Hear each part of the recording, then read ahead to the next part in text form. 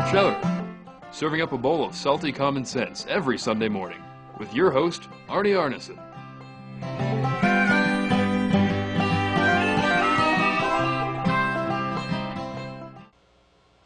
Welcome to Political Chowder. I'm Joe Briggs, filling in for Arnie Arneson. Today's editorial is actually a blog from the All Things Pakistan blog, and it's from Adil Najam. I opened the top stories page of the news today, and two headlines scream out at me. The first tells me that 12 people, including 3 women and 2 children, who died in a U.S. drone attack in Orizaki. The second tells me that the militants have killed 5 in an ambush on a police van in Dur. All this while tears from the carnage at Lahore are not yet dry. For what? For whom? Why? The Americans tell us that they must do what they are doing because they have to stamp out terror. The militants say they must do what they are doing because they are fighting the enemies of Islam. All I know is that Pakistanis who continue to do the dying. For what? For whom? Why? For the life of me, I cannot understand how the U.S. thinks it will root out terror by lobbing bombs at Pakistani women and children, nor how these militants think that they are helping Islam or fighting America by killing Muslims and Pakistani, bombing girls' schools, or terrorizing civilian populations. It's obvious that the Americans are not winning their war on terror through these tactics, nor are the militants and extremists making any dent in America or its policies through their terror. Every minute of every day is a reminder of the face that terror has not been defeated, nor is Islam any more safe.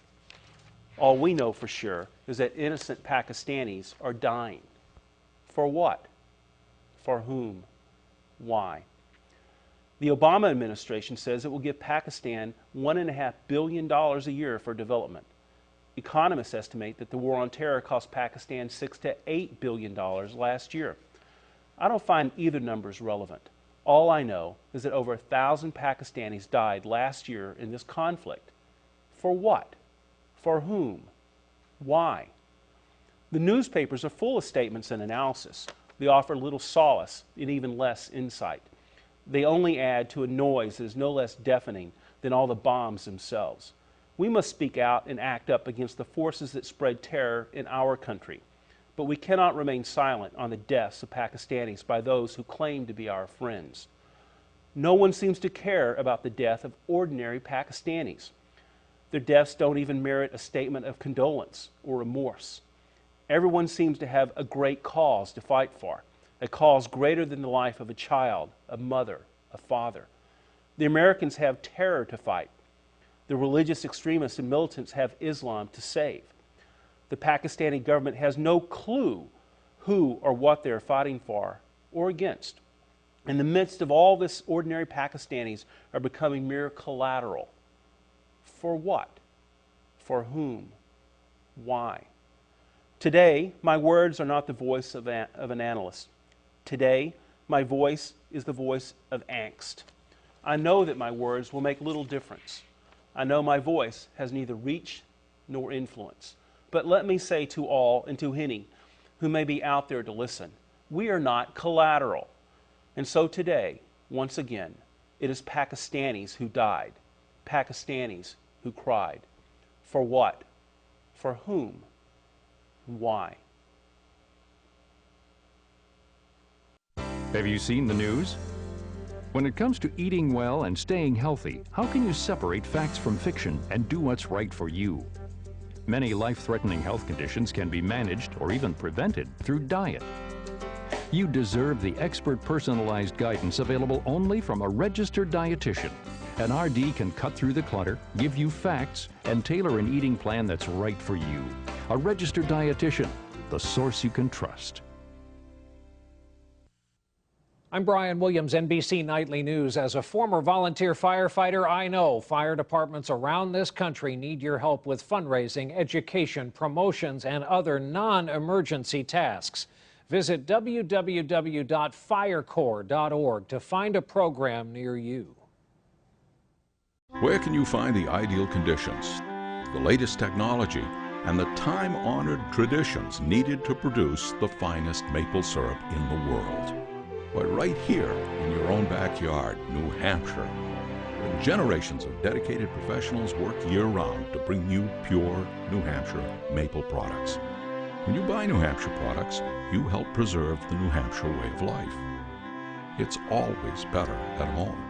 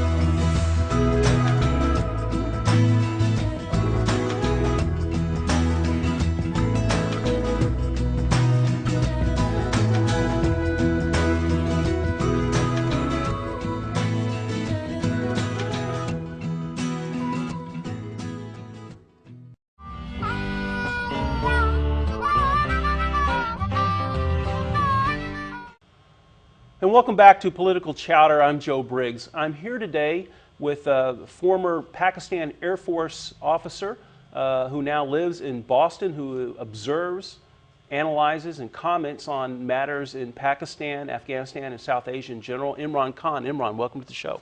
Thank you, Joe. It's always a pleasure speaking with you because you're the single most knowledgeable person I know in that whole area. Oh, pleasure is actually mine. We just heard from this blogger, Adil Najam, who actually you have introduced me to him before, and I've had him on my Policy Watch show. A very astute gentleman, very bright man, and it's a very sobering blog entry that he has today. And then thinking about that and thinking about you, the question I wanted to put to you is, what is the difference between how Americans define terrorism and how others in South Asia and Pakistan in particular perceive that Americans define terrorism?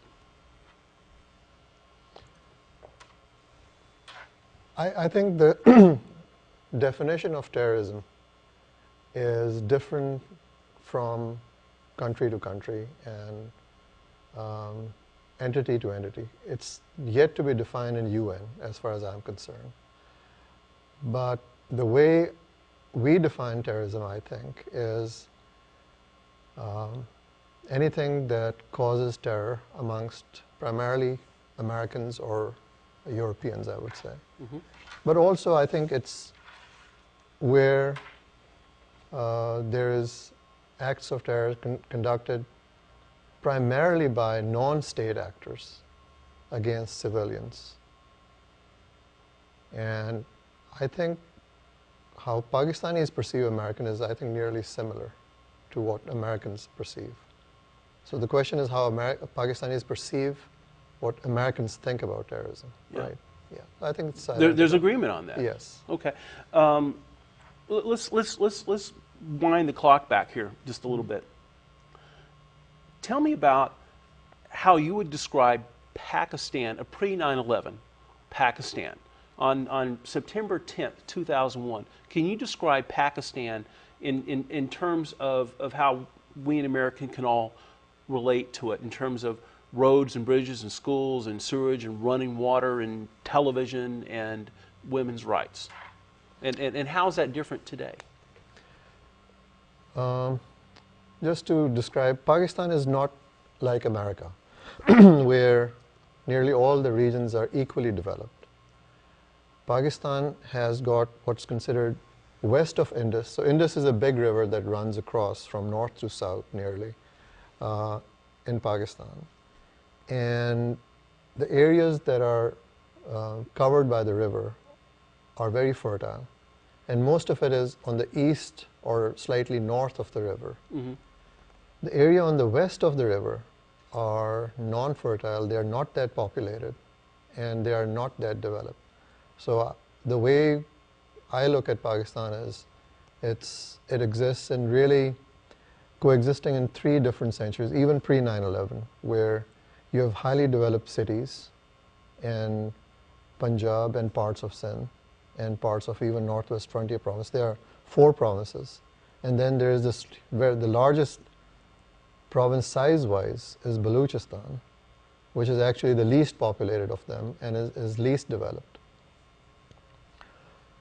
So as far as the development goes, it's, the developed areas have everything you can think of, ranging from highest level of cell phones, actually, and penetration in many developed countries is in Pakistan. Internet access, roads, everything is there. But then there are areas which are west of the river, along Afghanistan border and in Baluchistan, which is very rich in resources. Most of Pakistan's natural gas comes from Balochistan. There are lots of minerals that are there that have not been exploited yet. So there's this non-monolithic Pakistan which coexists with each other and in peace. We have about 20% of the population, or 15% is Shia, rest are Sunni. And we don't have the kind of animosity as exists or existed in Iraq or in Arab countries between the two.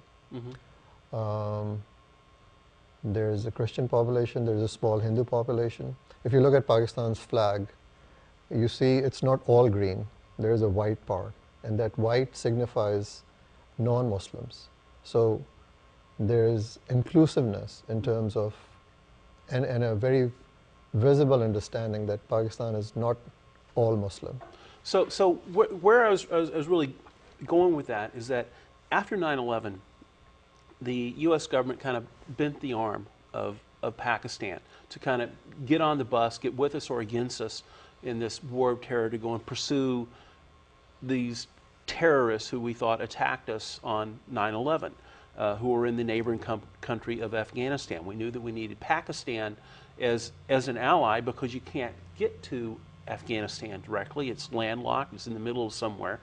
And we engaged Pakistan to help us with that. We provided a degree of aid, a lot of money flowing into that. How has that money helped? How has the society of Pakistan changed with that? Because at the same time, there's a lot of dissent in Pakistan about this relationship with the United States, about the partnering with the United States. So the worst thing that happened to Pakistan as a result of 9/11 is that prior to 9/11, then General Pervez Musharraf was pretty much on his way out. He had played his hand. He was about to go. And what we did wrong is we empowered him to stay a lot longer. And in staying that way, and without being accountable either to the people of Pakistan or really accountable to anyone else, he pursued a policy of double standards. And he deteriorated the law and order situation in a big way. So Pakistan, up until that point, is it fair to say Islamic democracy? Is that, I mean, it's an Islamic republic. It's an Islamic country, but yet you elect your prime minister. You have had a very vibrant judicial system there. Right. So what happened was that there are two big political parties in Pakistan. The Pakistan People's Party, which was headed by Bhutto family, and even today is, and Pakistan Muslim League. And these two parties are the only two parties that transcend regional parties or provincial parties. So they have been going back and forth, and they had been not standing on their own feet. They would request military interference. And then from time to time, military stepped in, and Musharraf stepped in because of mismanagement by Nawaz Sharif of the way he wanted to get rid of Pervez Musharraf. So Pakistanis were in general happy when Musharraf came because of the mismanagement by the political parties. But there was no need to throw away the Constitution and take extra constitutional means, which he did then take. He should have just called re-elections, basically. And by going against the Constitution, he forced the Supreme Court Chief Justice to take the stand that he did. And in the end, Pervez Musharraf, ousted him. And then that resulted in this big fight by Pakistani people and the lawyers to reinstate him. And he has recently gotten reinstated. Does that have a context? Does that have a post 9/11 context? Does this war on terror, does our teaming with Pakistan have anything to do with how that went? Was the United States backing Musharraf? Would that have played out in exactly the same way that it did if 9/11 never happened? Absolutely not. No. So there were 2 or 3 things that the Chief Justice was upset, or lawyers in general were upset with the military and Pervez Musharraf. One was that as part of this war on terror, American put pressure on Pervez Musharraf and the military to round up people. And so what Pakistani security agencies and ISI and other people started doing was rounding up people for us. And that resulted in crossing Pakistani law, which the Chief Justice demanded from Pervez Musharraf to bring out those people who had been abducted with no charges, and it was totally against Pakistani law. So are you saying that the people that were rounded up as a result of this pressure were not terrorists? That they had no role? That they were not enemies of the United States? Say they were enemies of Pakistan or United States. There is a legal system in place which needs to be followed through in Pakistan. When you take extrajudicial actions and bypass that legal system, you're depriving people of human rights and due judicial process. And that's the thing that resulted in the judicial system and Pakistani law and order to break down, which is the direct result of U.S. policy in that country. So was Pakistan harboring terrorists? I mean, I believe that's how a lot of people analyze. A lot of people think is that the government in Pakistan has just been hand in hand with the Taliban in Afghanistan and harboring terrorists who have the United States in their sights. Is that not true? So let me step back a little bit. I mean, because that is what a lot of people would justify this strong army. So our news has been highly biased, and that's what we have been led to believe. Now, I find it interesting that even if you were to Google and look at this fact, you would know that this thing happened. Prior to 9/11, Taliban's foreign minister came to United Nations and warned United States that something bad was happening. Now, why would the foreign minister of Taliban warn U.S. if all Talibans were enemies of U.S.? Well, I'm scratching my head over that because, indeed, the United States was funding them to $160 million a year or something, even in 2001. This foreign minister came over here well before 9/11, said something, something is in the works here, and in November of 2001, Mullah Omar, at least by an article in the New York Times, Mullah Omar offered to round up and hand over Osama bin Laden if the United States would just forego coming across and bombing. He knew that what that was going to do to the civilian population there, and yet we didn't take him up on that. So at that time, where I think we made the fundamental mistake, is like when you want to find something in a shallow water, the last thing you do is you muddy the water, because then you never find it. At that point, Pakistan had very good relations, and its intelligence service had very good relations with Taliban.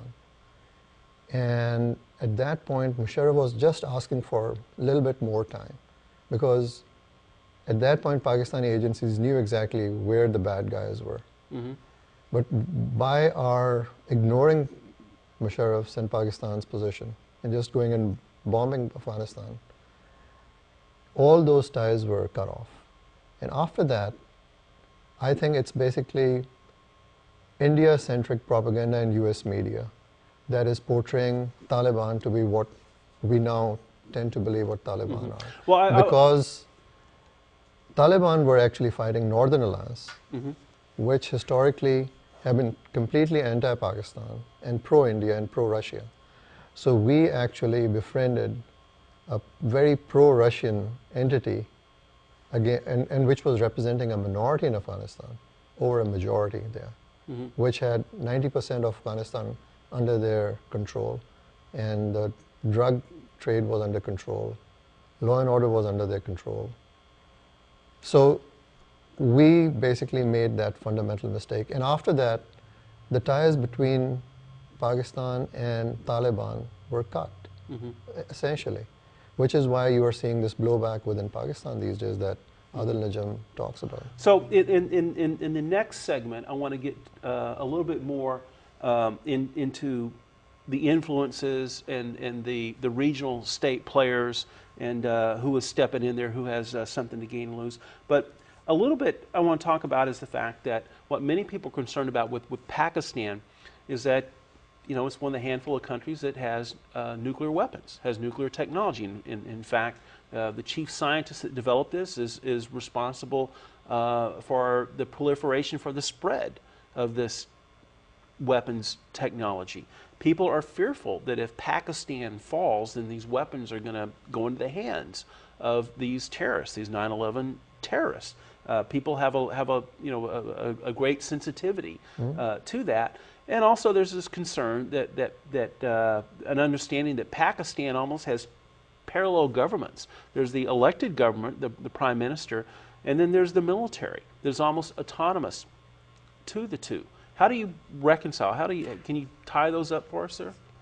Well, you have talked about many things here. Okay. Let me try to isolate them a little bit. As far as proliferation is concerned,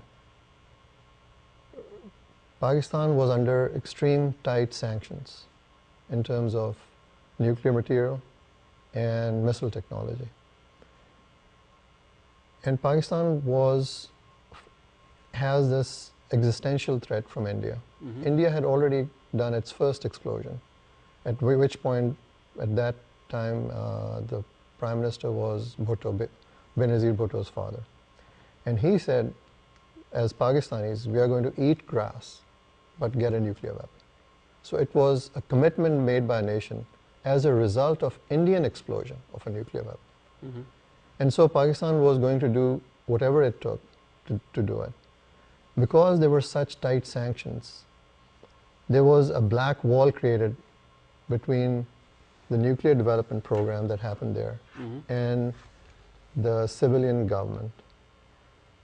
And that black wall was pretty hard. And unfortunately, one scientist who was one of the chief scientists did things unbeknownst to the government or the people, and for which he was pretty harshly reprimanded.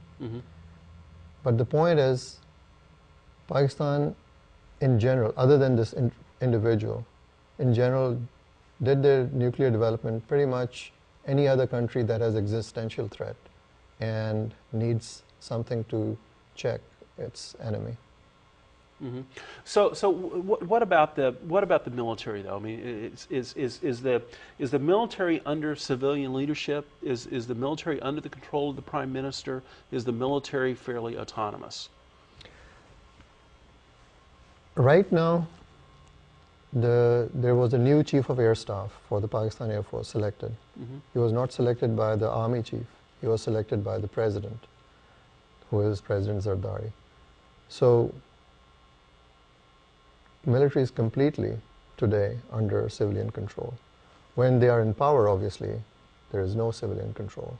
And that's been the bad luck of Pakistan, that military has ruled that country for longer than the society wants it.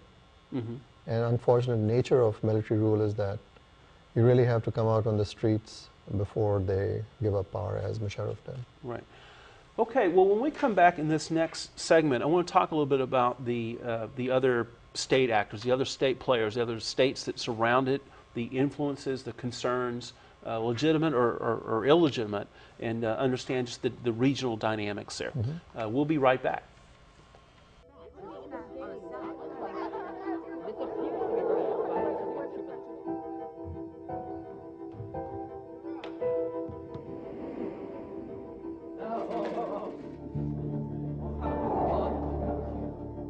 Sometimes kids just don't see it. Steroids can ruin bones, tendons, organs, and dreams. Talk to your kids about the dangers of steroids. Visit drugfree.org.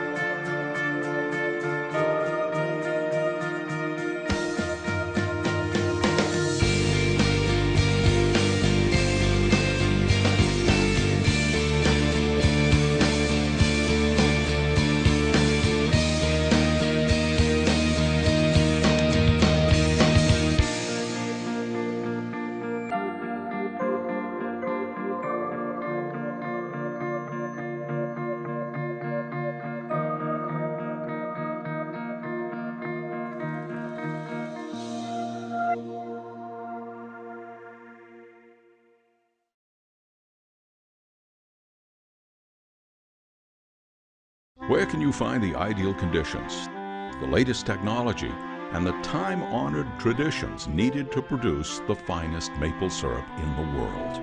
But right here in your own backyard, New Hampshire, where generations of dedicated professionals work year-round to bring you pure New Hampshire maple products. When you buy New Hampshire products, you help preserve the New Hampshire way of life. It's always better at home.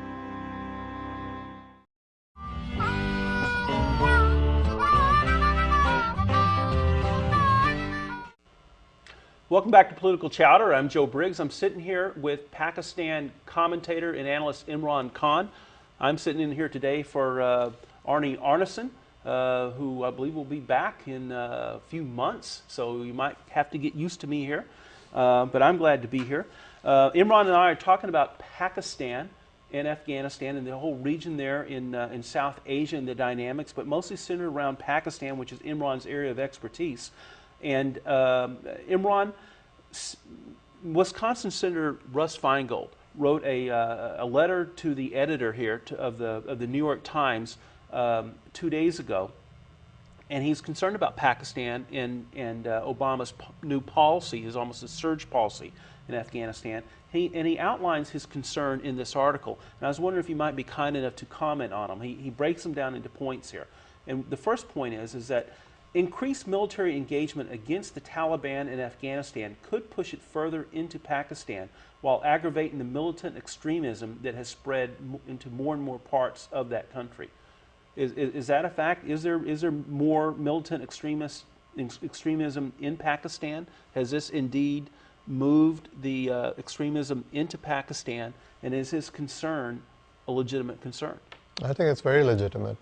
And it's not only just sending troops. I think it's the whole policy of drones firing missiles on a daily basis nearly these days, as well as the arm twisting by our political and diplomatic presence there within the Pakistani government that is creating a much larger space for what's called Pakistan Taliban. I wouldn't call them militants because I think many of the things they do are criminal. So that's what they call themselves, so that's what I'm going to call them. Just as an aside, on 9/11, Al-Qaeda, who I thought was who we were after, the numbers of Al-Qaeda in Afghanistan, this country that we declared war against, it wasn't measured in millions or thousands, it was measured in hundreds, wasn't it? At the most, I would say a couple of thousand, not more than that. Yeah. And within that, the real elements that needed to be taken out would be in hundreds.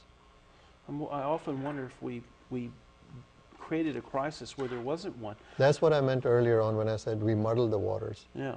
By doing so, we actually enabled them to be identified with a much larger 15 million Afghanis, and therefore now we are trying to deal with not those few hundred or thousand people, but we are dealing with a 30 million Afghan plus some percentage of Pakistanis adjacent to Afghanistan. So the next point that Russ Feingold makes in this letter to the New York Times editor is that new Taliban safe havens could emerge from which attacks in Afghanistan or Pakistan, like last week's bombing in Khyber Pass, could be planned. More Pakistanis could fall under the control of those who would violate basic human rights, particularly the rights of women and girls. Is that legitimate? Does he overstate that? No, I think that's again correct. And what he doesn't talk about, though, is that these Pakistani Taliban themselves could not do what damage they are doing to both the countries, Pakistan and Afghanistan. Mm-hmm.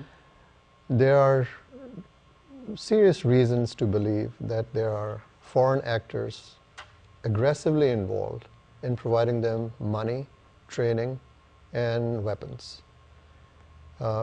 Pakistani army is a very large and a very sophisticated army. It does not take, a bunch of few tribes to take on Pakistani army. Foreign actors supporting the Taliban? They see Taliban as someone willing to do their bidding for their own motivations, obviously. But they are essentially playing a very negative role in weaponizing these people. So is it the intent of these foreign actors, these people, these countries or people you feel is funding the extremism in Afghanistan against Pakistan? And Afghanistan, for that matter. In Afghanistan. Yeah. And so what ultimately would be the purpose of that? What's the benefit? Why would they do that? Because what's happened is, after Pakistan went nuclear, Pakistan cannot be attacked straight on, head on, because the repercussions are large. So the way you deal with a nuclear power is you try to damage it internally. And you find people willing to having some grievance against the state, and you basically fund them. This is a standard practice that has happened many countries over. So who would? So you're just saying not away from the inside, at least until there's at least the appearance that it's so unstable that maybe the United States would have to go in and do something militarily in order to wrest these weapons. So these people are trying to portray Pakistan as a nearly failed state. Even Indian Prime Minister yesterday made this comment. And it's creating an image which does not have any basis, but it's creating an impression that by labeling it as the most dangerous country, even Obama said that, which is very unfortunate, you are setting up a case where, should anything go wrong, whether Pakistan was responsible or not, you are perceived as, being guilty just because the perception has been created as a deliberate policy to make it weak internally. And that's why, even, U.S. government officials keep on talking about ISI, or the Intelligence Service Agency, somehow being autonomous. It is really an intelligence agency within the Army. And if Army is on board, there's no way ISI can do things against their, superiors. So who are Pakistan's enemies? It was India, but doesn't that have to do with border and some finite territory? Is India really benefited by an unstable Pakistan? It's unfortunate that India actually will not benefit from an unstable Pakistan. But still, Indian policy has been to destabilize Pakistan. India has opened up lots of, I think I mentioned in your program earlier, consulates, and there are reasons and there's proof that Pakistanis have that they have been actively involved in destabilizing Pakistan. India opened up consulates in Afghanistan. In Afghanistan. So who else would benefit? Who else would benefit by conflict or tensions between Pakistan and Afghanistan, or who else has an interest in further destabilizing Pakistan? Russians haven't forgotten that they were kicked out of Afghanistan by basically forces operating out of Pakistan in collusion with, at that time, US interests and Pakistani interests were aligned. Mm-hmm. So both CIA and ISI, actually it was mostly our taxpayers' money that funded that. Mm-hmm. It's Charlie Wilson's war, right, there, right there. Yeah. That says a lot about it. Yeah. And Russians haven't forgotten that. So they have a stake in keeping or getting back at Pakistan. In fact, the unfortunate part that fundamental part in Afghanistan that we got wrong was we sided with the worst of the worst. If you read Ahmed Rashid's book, Taliban, mm-hmm. it talks about the criminal acts created by or done by the Northern Alliance. We actually sent our special forces there to enable Northern Alliance, which is a minority, mm-hmm. and primarily led by criminals and warlords. We sided with them very early on. And they are still in power. Right. And this is the reason why Afghanistan is where it's at. Because we have enabled an immoral government, a minority government, to run amok. And Hillary even made the statement that we have sent $6 billion of our taxpayers' dollars since 2006, or sorry, $5 billion, and 90% of that has been wasted. The drug trade is so rampant there that it's giving Talibans or people who are creating the problems for us in Pakistan something like $500 million every year. Mm-hmm. So things are totally out of control there. Well, that's right, because it's on the basis of that drug trade that has alerted and concerned one of Afghanistan's neighbors, Iran, to want to side and work more cooperatively with us, although I think they've been trying to do that for a very long time, and we just wouldn't allow ourselves to do that. Mm-hmm. But they are very much impacted by that flow of opium from Afghanistan. Afghanistan is their neighbor. There is a large Shia population close to the Iranian border. Yep. And so any instability in that region obviously affects Iran. Okay, so we're talking about some of the countries that are around Pakistan. There's Afghanistan, which is the Taliban, a failed state by any measure. Mm-hmm. We're in there. We've declared war against the Taliban. There's Iran, which borders Afghanistan, who is negatively impacted. It needs stability. It mm-hmm. needs the control mm-hmm. there to get the opium trade arrested. But yet there's India, who seems, you're saying, has something to benefit. Mm-hmm. Who's selling arms? Usually one of the one group that's trying to create conflict are the people who selling the arms. Who's selling the arms to India? Primarily, historically, Russia has been the biggest seller mm-hmm. of arms. So Russia and India, if you recall, during the Cold War, were the closest of allies, right? Mm-hmm. At that time, Pakistan was allied with the United States in two of the things, like CENTO and CETO both. Yeah. And so there's this historical linkage that India has with Russia.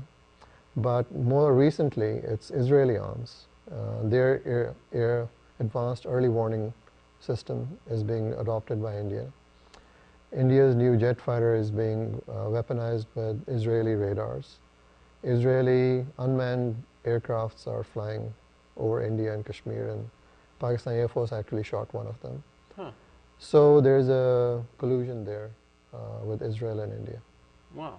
Well, does Israel have anything to gain by further destabilization of Pakistan? Israel obviously perceives nuclear Pakistan as a threat. Mm-hmm. Whether there's reason to or not is a separate issue. But there was a point when Pakistan Air Force was very concerned about Israeli Air Force attack close to when the nuclear explosions happened in Pakistan. Mm-hmm. So there are reason to believe Israeli army chief was in Kashmir advising Indian army. So there's a visible linkage between Israeli and Indian military. Imran, we have to take another quick break. When we get back, let's wrap up this conversation about Pakistan, Afghanistan, and the forces that are surrounding this very interesting tension. We'll be right back with Political Chowder. I'm Joe Briggs. There are many reasons teens run away from home, and every year up to 2.8 million youth make that decision. Fortunately, help is just a phone call away for those who have left home and those thinking about running. 1-800-RUNAWAY. 1-800-RUNAWAY is an anonymous, confidential, and free crisis hotline operated 24 hours a day by the National Runaway Switchboard, the federally designated national communication system for homeless and runaway youth. The hotline is a valuable resource for friends of runaways, parents and family members, teachers, police, and social service organizations looking to help. Working to keep America's runaway and at-risk youth safe and off the streets, the hotline can find community services such as shelter and housing, clothing and food, health care, child abuse protective services, and career counseling. Frontline team members can also help a runaway return home through the Home Free program, which is done in collaboration with Greyhound Lines Incorporated. Visit www.1800runaway.org for more information or call 1-800-RUNAWAY to talk with a trained frontline team member. I'm Brian Williams, NBC Nightly News. As a former volunteer firefighter, I know fire departments around this country need your help with fundraising, education, promotions, and other non-emergency tasks. Visit www.firecorps.org to find a program near you. Do you know that stroke targets by color? If you're African American, you're twice as likely to suffer a stroke as white Americans. Join the power to end stroke at strokeassociation.org. Age-related macular degeneration, or AMD, is a leading cause of vision loss in the U.S., affecting more than 10 million Americans. This year, Eye Care America has launched an important health campaign for AMD called Do You See What I See? The campaign aims to connect seniors across the U.S. who are at risk for the disease with a free eye exam. To see if you or family members qualify for a free eye exam, call 1-866-324-EYES or visit eyecareamerica.org.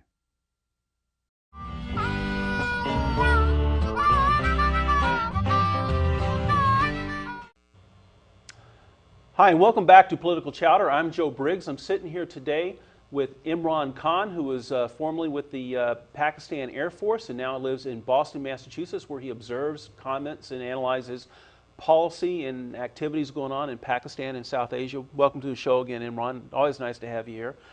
We were having a pretty interesting discussion here earlier where you were talking about the situation currently in Afghanistan, and also you kind of reduced it to who are the actors that have something to gain by either a stable Pakistan or, unfortunately, an unstable Pakistan. You had identified India in a long-standing conflict with Pakistan seeks to have it destabilize, has been putting consulates in Afghanistan trying to influence the Taliban, support the Taliban and extremist activities going into Pakistan. You indicated that that Israel has a concern about the nuclear weapons that Pakistan has, whose hands those might fall in, and also is making quite a bit of money on selling arms to India, as is the Soviet Union.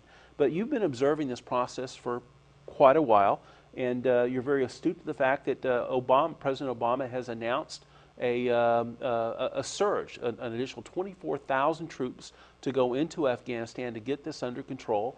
And we're just both talking about Senator Feingold and many others are concerned that we're not approaching this surge with sufficient caution. We might exacerbate the delicate state of Pakistan. You have some ideals of your own about how this should proceed. Right. So the problem in Afghanistan is not a military problem. The problem in Afghanistan is that of a governance, a responsible, non-corrupt governance. And no matter how many troops we send, they are not going to provide that. Currently, Karzai government is at best governs parts of Kabul, and that's it. And that is because our policy there has been fundamentally flawed. Till we address those fundamental flaws, I don't think we should send our troops there. Flaws in who we're supporting there? It's flaws in who we partnered to govern Afghanistan. It has been proven that that government is corrupt and is inept. And Afghanis have basically decided that way, that they are not going to deal with it. And it is that lack of governance that is creating and exacerbating problems for our troops in Afghanistan. And it's also creating now problems in Pakistan.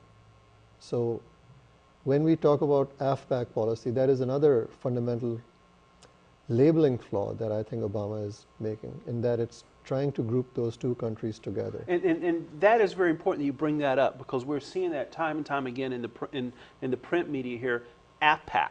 It's a new word. Afghanistan, Pakistan, right. And you're saying, stop the bus right there. Don't group those together. They're different. It's totally different, and they need to be dealt totally differently. In Afghanistan, unlike Iraq, where we actually put a majority, or gave them true democracy, in Afghanistan we have given them true undemocracy, in that we have empowered a very small group, a very criminal group, over, by and large, a peaceful majority. And so the cards are stacked against us in Afghanistan. And no matter how many troops we send, that fact doesn't change. So we need to fundamentally distance ourselves from the warlords, from the drug pushers, from Karzai government, who is not respected in Afghanistan anyways. And that's the first thing and the main thing that we need to do. The second thing there is we need to have our US aid be much more accountable. As Hillary said, all of it has gone down the tube. Nothing has really made it to the ground. So when common man in Afghanistan sees that the only thing he gets these days is lack of governance, drug trade doing damage to the society, and Air Force jets attacking them because we don't have enough troops on the ground. I'm of the belief that we do need more troops, not necessarily Americans, but I would prefer if they were from the literal countries out there. But even if they were American troops, you need to have a security or a secure arena to economically develop, and then give them aid. So it needs to be hand in hand with 2 or 3 simultaneous initiatives. On the Pakistan side, it's a totally different thing. Pakistan does not need aid. I mean, the last thing they need is this 1.5 billion. What they need is respect. It's a large 170 million nuclear power with a standing army that is larger than the United States and a very professional army. When we bomb Pakistan on a daily basis, actually, whether we like it or not, this is the first time in the history of mankind one nuclear power is bombing another nuclear power. We have shot more than 200 Hellfire missiles into Pakistani houses. See, I don't think most Americans look at it that way or even understand that we are actually at war with Absolutely. Pakistan. Absolutely. Pakistanis with another nuclear power. So this is the dangerous part. All Pakistanis believe that America is attacking them, and they are not responding for obvious reasons, because the response would not be neither in their interest nor for the interest of the whole world, I would say. But that's where I find that the American people are oblivious to this thing, to this fact, that there are our planes flying over Pakistani skies 24/7, unmanned, and Pakistani government is holding back. But my point is, because at any point a mistake could be made where we fire a missile into, say, the wrong place, or a CNN moment happens, we may cross that very thin line that has never been acknowledged by either governments, and we could push Pakistani military to respond. Well, let me ask this question. What do you think our objective is in Afghanistan and Pakistan? What are we trying to achieve with our military? How will we know when we've won? I mean, you talk to most Americans on the street, you say, when should this war over? They're pretty staunch. We should stay there till we win. We should win, we should win. Well, what is it to win? What is it that we're trying? How do we know when we won? Would we have captured somebody? Would we have caught a city? What is it to win over there? I'm not sure. So the answer of that keeps on changing depending upon who you're talking to. Bush had a very different vision, which was essentially nation building in Afghanistan. With Obama, that vision has changed, which is to leave Afghanistan in a state whereby no further attacks could be planned against the United States. That is what I understand to be Obama's policy. But to me, even though you sort of scale back things, and that's perfectly fine as a taxpayer, Yeah.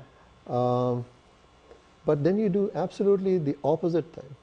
Like Obama has not stopped drone attacks. Obama has not distanced himself from the Karzai government.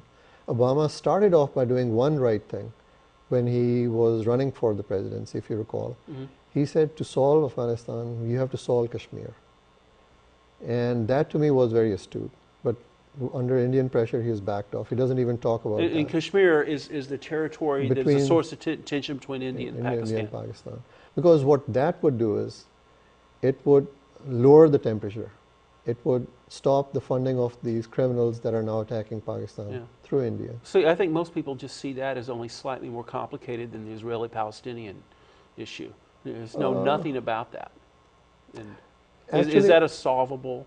It is actually under Musharraf and under BJP. Yeah. They came very close to solving it. And unfortunately, it didn't happen. And I still think it's very much solvable. The fact of the matter is that Kashmiris have not aligned still with India, and it's going to be a continuous problem for India. Mm-hmm. So it's an Indian interest as well as Pakistanis to get that out of the way. Does Kashmir have any resources, oil, natural gas? No. So author and journalist Eric Margolis has written extensively about South Asia, Afghanistan, Pakistan, the Caucasus, and so forth. And he's convinced that our sole interest in Afghanistan is actually the construction of this trans-Afghanistan pipeline to bring oil or natural gas down from the Caucasus into Pakistan, and from Pakistan down to to the sea there, where it can be transferred to the United States and into Europe. Do you see that as being a... Prior to 9/11, I think that was one of the things that was being discussed with the Taliban government with the U.S. government and some Texas firm, I forget its name.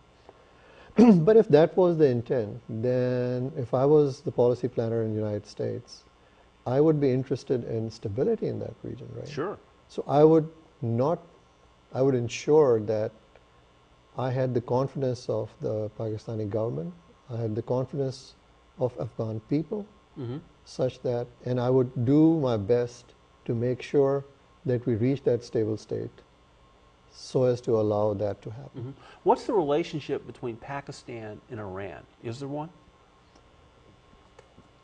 Pakistan and Iran have had pretty good relationship.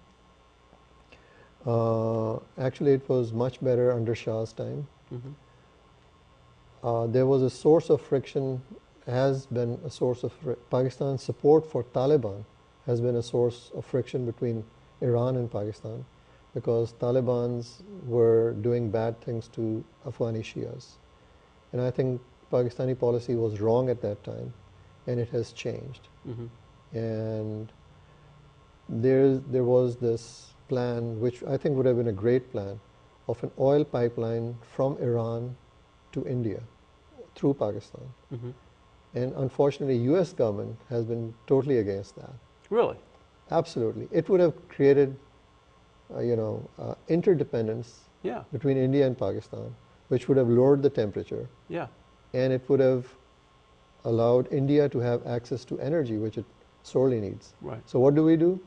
We actually throw the nuclear proliferation treaty out of the window, give India all the dual nuclear technology need that they want, just so as Iran does not benefit few billion at the most. That's a crazy situation. But wrapping up here and getting back to Pakistan, you're saying that Pakistan doesn't need United States money. It needs respect. you know, so is that just a backing off? What really does that entail? I mean, should we? Is there a policy change that is needed? Should we proceed with this 24,000 people going into Afghanistan? What should really change there? So let's talk about Afghanistan first. I've already, I think, answered that question. I think we need to distance ourselves from Karzai and support Pashtuns. Not all Pashtuns are Taliban, but they are the majority in Afghanistan. So we need a truly democratic government there. In terms of Pakistan, I think we need to win the confidence of people. We must stop all military actions in Pakistan immediately. And we should be even-handed in how we deal with creating an imbalance between India and Pakistan, which existentially threatens Pakistan. But this nuclear, allowing dual nuclear technology to India is a slap on the face of Pakistan.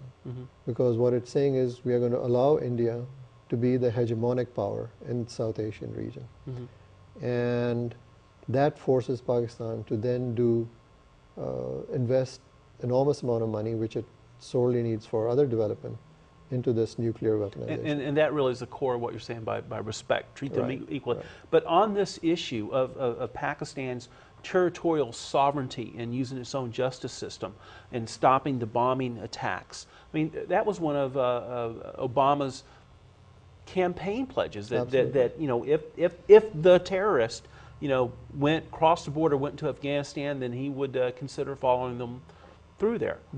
And you're saying that's the wrong thing to do. That's the source of the problem. But why would he be saying that if the Pakistanis had any success rate at all in capturing and rendering them? Pakistan Defense Forces are not set up to fight this kind of a guerrilla war. So what they need is training and weapons which are very different than what they have. But at the end of the day, if you want to have success in finding and capturing these people, you cannot take on the whole Pakistani military and say, you now become all our enemy. We have already made that mistake in Afghanistan by treating Taliban like Al-Qaeda, and therefore increasing the size of the problem so many more times. The last thing you want to do is multiply by a millionfold, because that's what Pakistan is. That's exactly. I think we're going to have to leave it there. Once again, we're out of time here. This has been Political Chowder. I'm Joe Briggs. I've been sitting here with Imran Khan, who was formerly with the Pakistan Air Force, who now lives in Boston, where he observes, analyzes, and comments on matters of concern to Pakistan, Afghanistan, and South Asia. Imran, thanks so much for sitting here with me today. I appreciate it. Thank you for having me. Thank you again. Take your horse money and split. Get you some gravy. Go on, get yourself lit. You don't know nothing from nothing.